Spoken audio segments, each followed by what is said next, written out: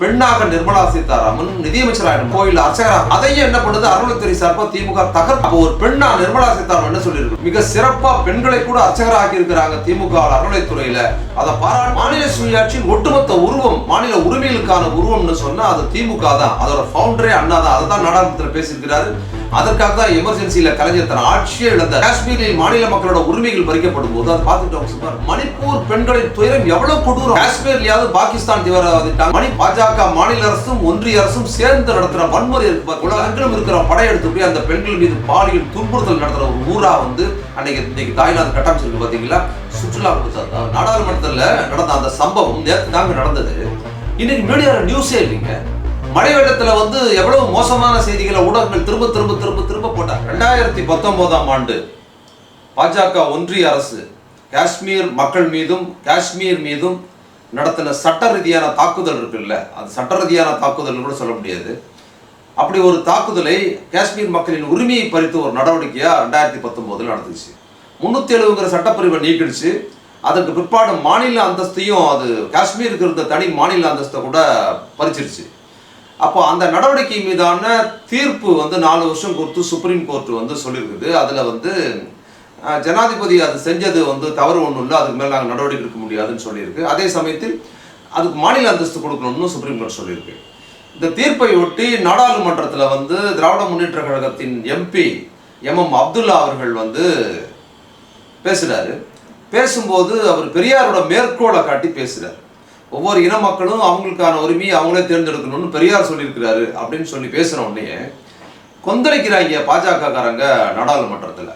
அப்படியே தேச பற்றாளர்கள் மாதிரியும் இந்த தேசத்தை நாங்கள் தான் பாதுகாக்க வந்திருக்கிறோம், பாஜக தான் இந்த தேசத்தை பாதுகாக்குது அப்படின்னும், அது வந்து தேச விரோத நடவடிக்கையை வந்து பேசுகிற மாதிரி ஒரு தோற்றத்தை வந்து கோர்ட்டுக்கு எதிராக பேசுகிறாருன்ற மாதிரியெல்லாம் ஒரு சித்திரத்தை கொடுக்க ஆரம்பித்தாங்க. எவ்வளோ விளக்கங்கள் நம்ம கொடுத்த போது கூட இவங்க தேசப்பற்று எவ்வளோன்னு உலகத்துக்கே தெரியும். ஆனால் எல்லாம் பண்ணியும் கூட அப்போ கூட அவங்க வந்து அதை வந்து என்ன பண்ணுறாங்க, திருப்பி திமுக மேலே போட்டு இந்தியா கூட்டணியில் போட்டு ஏதாவது ஓட்டு வாங்கலாம் அப்படின்னு அவங்களோட எண்ணம். என்னென்னமோ பண்ணி பார்த்தாங்க. மாறா என்ன போச்சு, இவங்க லட்சணம் அது நேற்று நடந்து மறுநாளே என்ன இருக்குன்னா, தேசப்பற்றாளர்கள் காஷ்மீரையே நாங்கள் பாதுகாக்க போகிறோம், காஷ்மீரில் தீவிரவாதிகள் ஊடுருவிட்டாங்க, அதனால தான் 2019 நாங்கள் காஷ்மீருக்குள்ளே இருக்கிற அந்த அந்தஸ்தெல்லாம் கேன்சல் பண்ணோம், காஷ்மீரை நாங்கள் அமைதியை கொண்டு வந்துட்டோம்னு இவங்க சொல்லிக்கிட்டு இருக்கும்போதே சட்டார்னு இவங்க சொன்ன பொய் மேலே ஒரு கைகுண்டு வீசினா மாதிரி இவங்க நாடாளுமன்றத்தில் உட்காந்துக்கிட்டு இருக்கும் போதே அந்த இடத்துல உள்ள குதிச்சு வந்து கைகுண்டோட பல பேர் உள்ள குதிச்சு என்ன பண்ணிருக்காங்க, கண்ணீர் புகையெல்லாம் உள்ள போட்டு கலர் கலரான புகை கண்ணீர் புகையெல்லாம் போட்டு என்ன பண்ணியிருக்கிறாங்க, இவங்க பாதுகாப்பு லட்சணத்தை நாடாளுமன்றத்துக்குள்ளார இது பண்ணிருக்கிறாங்க. அப்போ இவங்க காஷ்மீரில் வந்து நாங்கள் பாதுகாப்பை கொண்டு வருவோம், காஷ்மீர் மக்களுக்கு வந்து அமைதியை கொண்டு வருவதற்காக தான் நாங்கள் அதை செஞ்சோன்னு இவங்க சொல்லிக்கிட்டு இருக்கும்போது இவங்க நாடாளுமன்றத்துக்குள்ளார அவர்களுக்கே பாதுகாப்பு இல்லை அப்படிங்கிற ஒரு சூழல் வந்து ஊரே சிரிக்குது, நாடே சிரிக்குது. அப்போ இதே சம்பவத்தை இப்போ நிறைய பேர் இணையங்களில் வந்து இருக்கிற நிறைய தோழர்கள் வந்து, நான் படித்தது வந்து நம்ம தமிழ் மரவன் தோழர் கூட வந்து இங்கே இருக்கிற பாஜக சங்கிகள், இந்த சங்கிகளின் தலைவராக இருக்கிற கவர்னர் ரவி, யாரோ ஒருத்தர் ரோட்டில் போகிறவன் அந்த கவர்னர் மாளிகைக்கு முன்னால் ரோட்டில் வந்து ஒரு பெட்ரோல் குண்டை வீச முயற்சித்து ரோட்டில் அது தவறி விழுந்து போச்சு. அது முன்னாலே போலீஸ் கைப்பற்றிட்டாங்க. அதையே கவர்னர் மாளிகை என்னன்னு சொல்லுது, உள்ளேயே கொண்டாந்து வீசிட்டாங்கன்ற மாதிரி தோற்றத்தை கொடுத்து கவர்னருக்கு பாதுகாப்பு இல்லைன்னு இவர்கள் எவ்வளவு மோசமா திமுக அரசுக்கு எதிராக பத்த வச்சாங்க. ஆனால் நாடாளுமன்றத்துக்கு உள்ளேயே கைகுண்டு வீசியிருக்கிற அப்படிங்கிற செய்தியெல்லாம் தோழர்கள் எடுத்து அமலப்படுத்தி எழுதிக்கிட்டு இருக்கிறேன். இதில் ஒரு முக்கியமான விஷயம் என்னன்னா, காஷ்மீர் விவகாரத்தில் திமுக எம்பி பேசுறத அப்படி ஏதோ வந்து அவங்க வந்து தவறா பேசிட்டு தான் வந்து பாஜக காரர்கள் நாடாளுமன்றத்தில் சித்தரிக்கிறாங்க. அவர் பேசிக்கிட்டு இருக்கும் போதே நிர்மலா சீதாராமன் வழக்கம் போல என்ன பண்றாங்க, அந்த அம்மா எழுந்து இதை வந்து காங்கிரஸ் ஏத்துக்குதா அப்படின்னு அவங்க என்ன பண்றாங்க, கொளுத்தி இந்தியா கூட்டமைப்பு இழப்போம். திமுக சரியா பேசினா கூட அது என்ன பண்றது, அதை பொய்யாக திரித்து அதை வந்து இந்து மதத்துக்கு எதிராக பேசிட்டாங்க, இந்தியாவுக்கு எதிராக பேசிட்டாங்கன்னு ஒரு தோற்றத்தை கொடுத்து என்ன பண்றது, அதை தூக்கி வந்து இந்தியா கூட்டணி மேலேயே போடுற வேலையை அவங்க தொடர்ந்து பார்த்துக்கிட்டு இருக்கிறாங்க. இதற்கு முன்னால் அதே அந்த அம்மா நிர்மலா சீதாராமன் வந்து தமிழ்நாட்டுக்கு வந்த போது, போன மாதம் வந்திருந்த போது அறநிலையத்துறை குறித்து ஒரு பொய்யான தகவல் சொல்றாங்க. என்ன சொல்றாங்கன்னா, அறநிலையத்துறைங்கிறது அரசு நிர்வாகங்க, இவங்க எப்படி இருக்கு பாருங்க, காஷ்மீர்ல அரசு கைப்பற்றினதுக்கு பிற்பாடு தான் அமைதியை கொண்டு வரும்னு பேசுகிற அவர்கள் இங்க வந்து அரசு நிறுவனமா இருக்கிற அறநிலையத்துறைக்கு எதிராக, அரசுக்கு எதிராக, தமிழ்நாடு அரசுக்கு எதிராக ஒரு கருத்து சொல்றாங்க. யாரோ கொள்ளையடிச்சிட்டு கொண்டு போறாங்க, அறநிலையத்துறை சொத்துக்கள், கோயில் சொத்துக்கள்லாம் எங்க போகுதுன்னே தெரியல அப்படின்னு ஒரு அவதூறா. அதே கண்ணோட்டம் தான் நாடாளுமன்றத்தில் அப்துல்லா பேசும்போது அதை தூக்கி அந்த பக்கம் போடுறாங்க. நிர்மலா சீதாராமன் அறநிலையத்துறையோட கோயில் சொத்துக்கள் எங்க கொள்ளையடிக்கப்படுது, கொள்ளையடிச்சுக்கிட்டு போறாங்க, எங்க போறதுன்னே தெரியல அப்படின்னு சொல்லி அறநிலையத்துறைக்கு எதிராக ஒரு அவதூறு சொல்றாங்க. ஆனா உண்மை என்ன? கோயில் சொத்துக்கள் மீட்கப்பட்டது, ஏராளமான சொத்துக்கள் மீட்கப்பட்டிருக்கு. அறநிலையத்துறை வந்து குறிப்பா இந்த 2 ஆண்டுகள்ல ஏராளமான நிலம் சொத்து எல்லாம் மீட்கப்பட்டிருக்கு அறநிலையத்துறை சார்பாங்கிறது எல்லாருக்கும் தெரிஞ்சதுதான். அந்த அம்மா பிளேட்டை திருப்பி போடுறாங்க. அது உண்மை என்ன? கோயில் சொத்து யார் கொள்ளடிச்சிருக்கிறா? கோயில்ல அர்ச்சகராக இருக்கிறவர்கள், குருக்களாக இருக்கிறவர்கள், கோயில் சிலை உட்பட கோயில் உண்டியில ஓட்ட போட்டு எடுத்திருக்கிறாங்க, நகையில திருடி இருக்கிறாங்கன்னு இந்த அரசியல போன இவங்களோட அடிமை அரசியல கை செய்யப்பட்டார்கள். அப்ப கோயில் சொத்துக்கள் எங்க திருடு போயிருக்குது? கோயில்ல சனாதன தர்மத்தில் நாங்க தான் மேல, தர்மமே எங்களுக்கு தான், நாங்க தான் எல்லாமே, கோயிலே எங்க கட்டுப்பாடு தான், எங்க கொடுத்துருங்க, எங்கிட்ட கொடுத்துருங்கன்னு இவங்க சொல்றாங்கல்ல நிர்மலா சீதாராமன் உட்பட, அவங்க தான் கொள்ளடிச்சிருக்கிறாங்க. அப்ப அது குறித்து அவங்க எதுவுமே பேசாமல் அறநிலையத்துறை எங்க போகுதுன்னு தெரியலன்னு சொல்லுகிறது வந்து எவ்வளவு மோசமாக அவங்க பேசியிருந்தாங்க. அதற்கு எல்லாரும் கண்டனம் தெரிவிச்சாங்க. ஆனா நிர்மலா சீதாராமன் போன்றவர்கள் திமுகவுக்கு எதிராகவும் அறநிலையத்துறைக்கு எதிராகவும் பேசுவதற்கு முக்கிய காரணம் என்ன தெரியுங்களா? கோயில் சொத்து கொள்ளடிக்கப்படுது, கோயில் மேல பற்றெல்லாம் அவங்களுக்கு கிடையாது. மாறா திமுக என்ன பண்ணுச்சுன்னா அறநிலையத்துறை மூலமா தான் என்ன பண்ணுதுன்னா அனைத்து ஜாதியரையும் எல்லா இந்துக்களையும் அர்ச்சகராகலாம் சட்டம் கொண்டு வந்தது. வெறும் பார்ப்பனர்கள் மட்டும்தான் அர்ச்சகராக இருக்க முடியுங்கிறத தகர்த்து இந்துக்களாக இருக்கிற எந்த பிற்படுத்தப்பட்ட தாழ்த்தப்பட்ட யாரும் முறையாக வந்து அவங்க அர்ச்சகர் பயிற்சி எடுத்திருந்தாங்கன்னா பயிற்சிக்கு போகலாம், அவங்க அர்ச்சகர் ஆகலாம்னு ஒரு சட்டத்தை போட்டு நடைமுறைப்படுத்துச்சு. பார்த்தீங்களா அந்த கோபம் இவங்களுக்கு. அப்போ அறநிலையத்துறைன்னு ஒன்று இருப்பதனால்தான் இவங்க வந்து என்ன பண்ணுறாங்க, எல்லா ஜாதிகாரனையும் கொண்டாந்து எங்களுக்கிடையே அங்கே உள்ள விடுறாங்கங்கிற அந்த கண்ணோட்டத்தின் காரணமாக தான் சனாதன தர்மத்தில் ரொம்ப நாங்கள் தான் உயர்ந்தவங்க, மற்றவங்களாம் கீழானவங்கிற கண்ணோட்டம் இருக்கு. பார்த்தீங்களா அதை பேசுகிறவங்க, அதுதான் கோயிலில் கட்டமைக்கப்படும். அதை வந்து திமுக அரசு தகர்க்குதுங்கிறதுனால தான் அதுக்கு எதிராக பேசுகிறாங்க. நிர்மலா சீதாராமன் குரலும் அதுவாகத்தான் இருக்குது. இன்னும் சொல்லணும்னா ஒரு பெண்ணாக நிர்மலா சீதாராமன் நிதியமைச்சராக முடியுது. ஆனால் அவங்க நினைச்சா கூட கோயிலில் அர்ச்சகராக முடியாதுங்கிறது தான் செட்டப். அது அவமானப்படுத்துறதா இருக்கு பெண்களை. அதையும் என்ன பண்ணுது அறநிலையத்துறை சார்பாக திமுக தகர்த்து இருக்குது. அப்போ ஒரு பெண்ணா நிர்மலா சீதாராமன் என்ன சொல்லியிருக்கணும், மிக சிறப்பா பெண்களை கூட அர்ச்சகராகி இருக்கிறாங்க திமுக அறநிலையத்துறையில, அதை பாராட்டுன்னு சொல்ல வேண்டிய நிர்மலா சீதாராமன் ஒரு பெண்ணாக இருந்து கூட சொல்லாமல் சனாதன தர்மத்தில் நாங்க எல்லாம் மேல, எங்களுக்கிடையே மற்ற ஜாதிகாரர்கள் விட்டுட்டாங்களேங்கிற அந்த மனநிலையிலிருந்து ஒரு சனாதன தர்மத்தில் இருக்கிற பார்ப்பன சமூகத்தில் இருக்கிற ஆண் பெண் இருபாலருமே தன் ஜாதி கண்ணோட்டத்தை தான் பாக்குறாங்க. அதுல இருக்கிற ஆண்கள் சனாதன தர்மத்தில் நாங்க தான் உயர்ந்தவன்னு சொல்வதில் பெண்களையே இழிவா பார்க்குற கண்ணோட்டம் இருந்தாலும் அந்த சமூகத்தை சேர்ந்த பெண்களும் என்ன பண்றாங்கன்னா அந்த செட்டப், அந்த ஜாதி செட்டப், அதோட புனிதத்தன்மை கோயில் விஷயத்துல தன்னை அவமானப்படுத்தினாலும் பரவாயில்ல, அந்த செட்டப் தகர்க்க கூடாதுங்கிறது பார்ப்பன சமூகத்து பெண்கள் மத்தியிலும் அது இருக்குது. அது வந்து ரொம்ப ஆச்சாரமா இருக்கிற வெளியில வரவங்க கிட்ட மட்டும் இல்லை, மாறாக ரொம்ப முற்போக்கா பேசுறவங்க கூட அது குறித்து பேசுறது இல்லைங்கிறது நம்ம பாக்குறோம். அப்ப நிர்மலா சீதாராமன் கிட்ட பெண்ணுக்கு வந்து இந்த அறநிலையத்துறை அவ்வளவு சிறப்பான சுயமரியாதை செய்திருக்குதுங்கிறது அதை குறித்து பேசாம அவங்க அறநிலையத்துறைக்கு எதிராக பேசுவது என்ன காரணம்னா திமுகவுக்கு எதிராக பேசணும். திமுக அந்த அதிகாரத்தின் மேல இவங்களோட 2000 வருஷமா இருக்கிற அதிகாரத்தில் கை வச்சிருக்குதுங்கிறதுக்காக பேசுறாங்க. அதே கண்ணோட்டத்தோடு தான் அவங்க வந்து நாடாளுமன்றத்தில் என்ன பண்றாங்க, எம் அப்துல்லா பேசும்போது அதை தூக்கி வந்து என்ன பண்றாங்க, இந்தியா கூட்டணி மேல போட்டு பத்த வச்சு பாக்குறாங்க. பெரியார் சொன்ன மேற்கோளை வந்து எம்பி அப்துல்லா வந்து நாடாளுமன்றத்தை தவறான ஒன்று சொல்லலை. அவர் தவறாவோ சட்டத்துக்கு விரோதமாவோ ஜனநாயகத்துக்கு விரோதமோ சொல்லலை.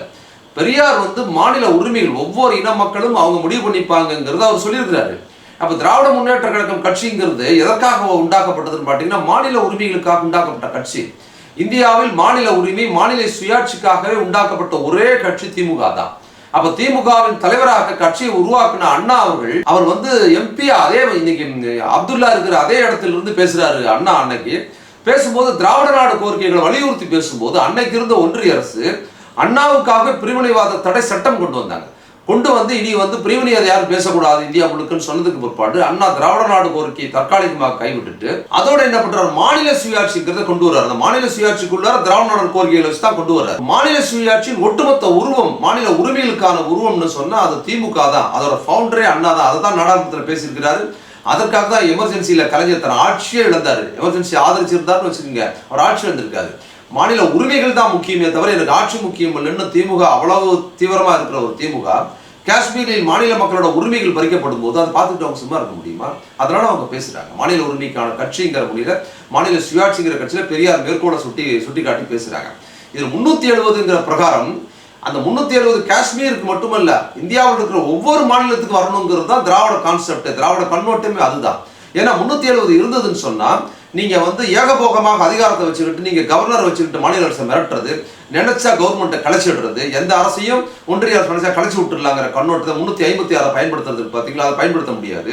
அது மாதிரி கவர்னர் ஏகபோகம் அதிகாரத்தில் இருந்துக்கிட்டு என்ன அவர் என்ன நினைக்கிறாரோ அதை தான் வந்து இம்ப்ளிமெண்ட் பண்ண முடியும். மாநில அரசு நடக்கிற எதையும் அவங்க நடைமுறைப்படுத்த முடியாது. இன்னைக்கு நீட்டு உட்பட பல்வேறு விஷயங்களுக்கு முட்டுக்கட்டையாக இருக்கிறதுன்னு பார்த்தீங்கன்னா கவர்னர் இருக்கிறாரு, ஒன்றிய அரசு இருக்குது. அப்போ 370 இருந்துதா, இன்னைக்கு தமிழ்நாட்டிலே ஒரு 370 இருந்திருந்தான்னு வச்சா இன்னும் சிறப்பா வந்திருக்கும், எல்லா மாநிலங்களும் இன்னும் சிறப்பா வந்திருக்கும். அப்ப இந்தியா முழுக்க கொண்டு வரணும்னு சொல்ற விஷயத்தை அவங்க காஷ்மீர்ல இருந்ததே தூக்கும் போது, அப்போ திராவிட முன்னேற்ற கழக மாநில சுயேட்சையாக உருவாக்கப்பட்ட கட்சி பேசாமல் இருக்க முடியும். அதை தான் அவங்க பேசியிருக்கிறாங்க.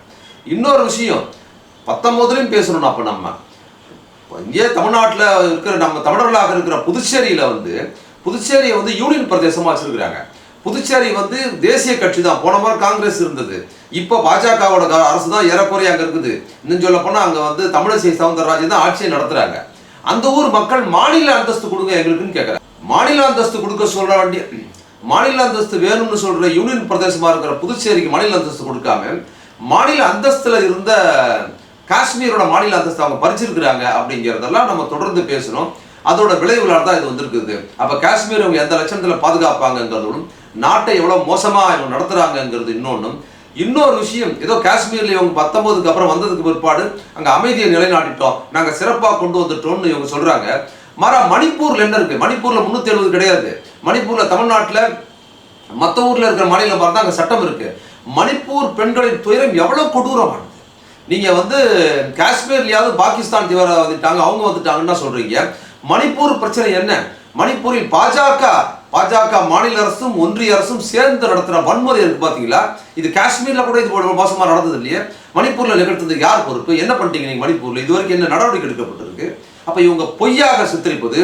காஷ்மீரை இவங்க 2019 காஷ்மீரை வந்து 370 நீக்கி அந்த ஊர்ல இன்னொரு விஷயமா, அந்த 370 பிரகாரம் என்னன்னா இன்னொரு சிறப்பு, ஒரு மாநிலத்தில் மத்தவங்க போய் சொத்து வாங்க முடியாதுங்கிற செட்டப் இருக்குங்க. அதுதான் இவங்களை கண்ணை உறுத்திக்கிட்டே இருக்குது. நீங்க இங்க வந்து ஏகபோகமா தமிழ்நாட்டுக்குள்ளார எல்லாரும் சொத்து வாங்குறாங்க, போறாங்க, வராங்க. பெரும் முதலாளிகள் வந்து கைப்பற்றுறது, அம்பானி அதானிகள் வந்து இங்க நிறைய இடங்கள் வாங்குறது, இங்க இருக்கிற தமிழ் வணிகத்தை அப்புறப்படுத்திட்டு அவங்க ஏகபோகமா குவிக்கிற தன்மை இருக்கு பாத்தீங்களா? இது காஷ்மீர்ல நடக்காது. அப்ப காஷ்மீர்ல இந்தியாவின் பெருமுதலாளிகளோ மல்டிநேஷனல்ஸ் கம்பெனியை போய் அங்க இடத்தை கையகப்படுத்தி வாங்க முடியாதுங்கிற சட்டம் 370 இருப்பதனால் இவங்களால வர்த்தகம் பண்ண முடியல, ஒண்ணும் பண்ண முடியல. அதன் பின்னிணைப்பாதான் இவங்க என்ன பண்ணாங்க, 370 நீக்கினாங்க. 370 நீக்கிறதுக்கு பிற்பாடு என்ன பண்ணாங்கன்னா சுற்றுலாவை ஊக்கப்படுத்தி வச்சுட்டாங்க காஷ்மீர்ல. காஷ்மீர் இன்னைக்கு வந்து அமைதியா இருக்குது, எல்லாருமே அங்க சுத்தி பாக்குறாங்க, எல்லாரும் ஜாலியா இருக்கிறாங்கன்னு சொல்றாங்கல்ல. சுற்றுலாவை வலியுறுத்துகிற ஒரு தேசம் அந்த நாட்டு மக்களை என்ன பண்ணும், வெச்சாரத்தில் தான் தள்ளுங்கிறத உலகம் முழுக்க பார்த்துருக்கிறோம். சுற்றுலா வந்தாச்சுன்னா அது அந்த ஊருக்காரனுக்கு சொந்தமாவே இருக்காது. எந்த ஊர்ல இருந்து எப்போ வராங்க இல்ல, அவங்களுக்காக அந்த ஊரை கட்டமைப்பது, அவர்களுக்காக லாட்ஜ் நடத்துவது, ஹோட்டல் நடத்துவது, அவர்களுக்காக பார் நடத்துவது, ரெஸ்டாரண்ட் நடத்துவது, அவங்க தான் சொந்த ஊர்ல என்னெல்லாம் பண்ண முடியாதோ அதையெல்லாம் சுற்றுலா பகுதியில் போய் பண்ணணும் என்பதற்காக தான் சுற்றுலா போறாங்க. சுற்றுலாவை வலியுறுத்துகிற எந்த தேசமும் எந்த ஊரும் இது வரைக்கும் உருப்பட்டது கிடையாது. அது சீரழிஞ்சு போய் கோவாவே எடுத்துக்கோங்க. கோவாவில் வந்து எல்லா வகையான ஒழுக்கக்கேடுகளையும் நடைமுறைப்படுத்துவதற்காக இந்தியாவிலிருந்து மட்டும் இல்ல உலகத்திலிருந்து கோவால குவிறாங்க. போதைப் பொருள், ஏராளமான போதைப் பொருள் கோவால சந்தையில கிடைக்குது. விபச்சாரம் கரை கொண்டு ஓடுதுங்கிறத இந்திய அளவில் நம்ம கோவாவை பார்த்துருக்கிறோம். அப்ப சுற்றுலா வலியுறுத்துற ஊரெல்லாம் இப்படிதான். புதிய பொருளாதார கொள்கைக்கு பிற்பாடு தாய்லாந்து போன்ற நாடுகள் வந்து முற்றிலுமாக தொழில் சீரடைந்து சுற்றுலாவை வேற வழி இல்லாம சுற்றுலாவில் தான் நீ வாழ்க்கை நடத்த முடியும்னு சொன்ன போது அங்க ஏறக்குறைய அந்த ஊரே வந்து பாத்தீங்கன்னா ஒரு விபச்சாரத்துக்கான ஊராக மாற்றப்பட்டு மிக கேவலமா பெண்களை எவ்வளவு அந்த ஊர் பெண்கள் முழுக்க விபச்சாரத்துக்கு தள்ளப்பட்ட பெண்களாகும். சிறுமிகள் இருந்து வயதானவர்கள் வரை ஒரு பாலியல் உறவை வந்து எவ்வளவு மலினப்படுத்தி கொச்சைப்படுத்த முடியுமோ அது போன்ற வடிவத்துக்கு அந்த மக்கள் தள்ளப்பட்டு உலகெங்கிலும் இருக்கிற படையெடுத்து போய் அந்த பெண்கள் மீது பாலியல் துன்புறுத்தல் நடத்துற ஒரு ஊரா வந்து இன்னைக்கு தாய்லாந்து கட்டமைச்சிருக்கு பாத்தீங்களா. சுற்றுலா கொடுத்ததா ஏன் இலங்கை சுற்றுலாவினால் சீரழிந்த ஊராகவும் இலங்கை போயிருக்குதுங்கிறது. அப்ப சுற்றுலாவை வலியுறுத்துறீங்கன்னா உள்ளூர் மக்கள் நடுத்தருக்கு வருவாங்க, அவங்களுக்கான தொழில் எதுவுமே நடக்காது. எங்கிருந்தா வந்துட்டு போற ஊதாரித்தனமாக வாழ்வதற்காக தன் வாழ்க்கையை அர்ப்பணிக்கிற ஒரு முறைக்கு சுற்றுலா வந்து அந்த மக்களை தள்ளிடும் என்பதை நான் பார்த்துருக்கிறோம். அந்த நிலைக்கு தான் காஷ்மீர் அவங்க கொண்டு போயிருக்கிறாங்க. அதை கண்டித்து பேசுவது தவறு இல்லை. அதே மாதிரி நாடாளுமன்றத்தில் வந்து தவறான எதையும் நாடாளுமன்றத்தில் வந்து சுப்ரீம் கோர்ட்டுக்கு எதிராகவோ மற்ற எந்த விஷயத்தையும் வந்து திமுக அரசு பேசவே இல்லை. அவங்க அவசரமா என்ன பண்ணாங்க, அதை தூக்கி வந்து திமுக மேல வந்து தேச விரோத மாதிரி கற்பிச்சு, அது காங்கிரஸ் அந்த அம்மா கேட்கறாங்க, காங்கிரஸ் ஒத்துக்கிறீங்களா, காங்கிரஸ் ஒத்துக்கிறீங்களான்னு சடார்னு எதையாவது செஞ்சு என்ன பண்றது, தூக்கி வந்து காங்கிரஸ் மேல போட்டுடலாம்.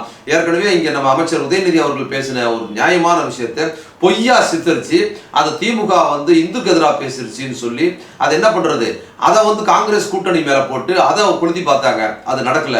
இப்போ இதை வச்சு அவங்க கொளுத்தி பார்த்தாங்க. அது ஒரு நாள்ல என்ன ஆகி போச்சு, அவங்க நாடாளுமன்றத்தில் கைகுண்டு எல்லா பத்திரிகையில ஊடகங்கள்ல பத்திரிகைகள்லாம் பாத்தீங்கன்னா கைகுண்டு வீசின விஷயம். இப்போ நாடாளுமன்றத்தில் நடந்த அந்த சம்பவம் நேற்று தாங்க நடந்தது. இன்னைக்கு மீடியால நியூஸே இல்லைங்க. மழை வெள்ளத்துல வந்து எவ்வளவு மோசமான செய்திகளை ஊடகங்கள் திரும்ப திரும்ப திரும்ப திரும்ப போட்டாங்க. அவ்வளவு மோசமா போட்டுக்கிட்டு இருந்தாங்க. இந்தியாவே அச்சுறுத்துக்கிற நாடாளுமன்றத்துல ஒரு கலர் கலரா புகை வந்து செய்தி போடுறது, மீடியால போடுறது கலர் கலரா புகை வந்தது. அது வந்து வேற ஏதோ, அதாவது அது கைகுண்டு மாதிரி இது மாதிரியும் போறாங்க, வேற ஏதோ ஒரு விஷயம் மாதிரி போட்டுக்கிட்டு இருக்கிறாங்க.